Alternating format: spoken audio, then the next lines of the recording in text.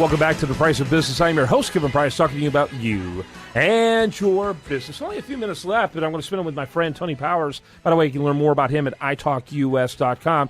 You know, Tony, the way I look at Bill Clinton, who ended up being Mr. NAFTA, and has now, since NAFTA, that's one of his biggest achievements while President of the United States was NAFTA.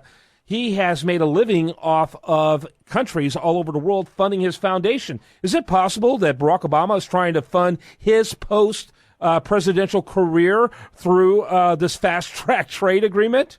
I haven't thought of it that way, but probably so. I mean, you don't know what's going to be in this deal, and it is, congressmen actually have to go down to a basement and in order to read the bill, and then they have to sign an agreement that they won't talk about it with their constituents. I had Jody Heiss on from Georgia yesterday on my show, and he could not even talk to me about what he read when he was down in that basement because they are sworn to secrecy on this thing. If it's so darn good, why all this secrecy? Why can't they talk about what's in that?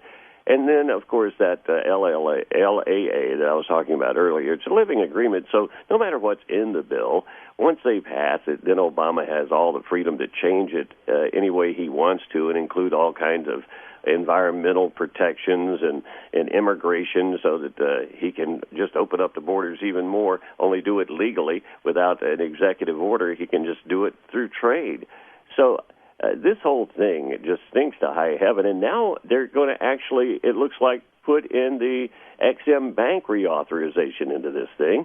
And I don't know about you, but I think they should just let the XM Bank die on the vine. It's just nothing more than a big corporate giveaway to Boeing and some other big companies that don't need to be borrowing money from an export-import bank. They can get the money where they want to.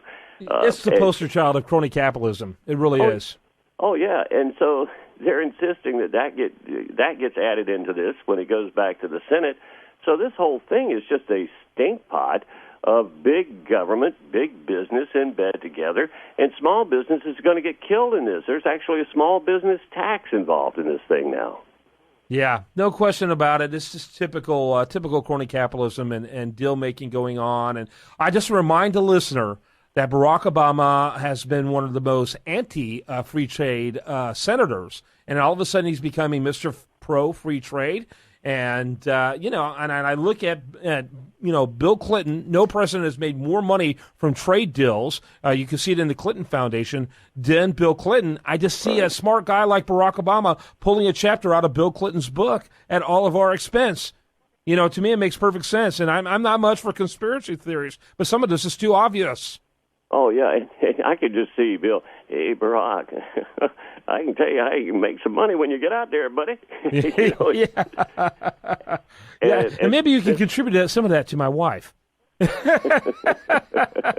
All right. Really. My good friend, as always, delighted to have him on the program. And what have you guys been talking about a lot over there, Tony?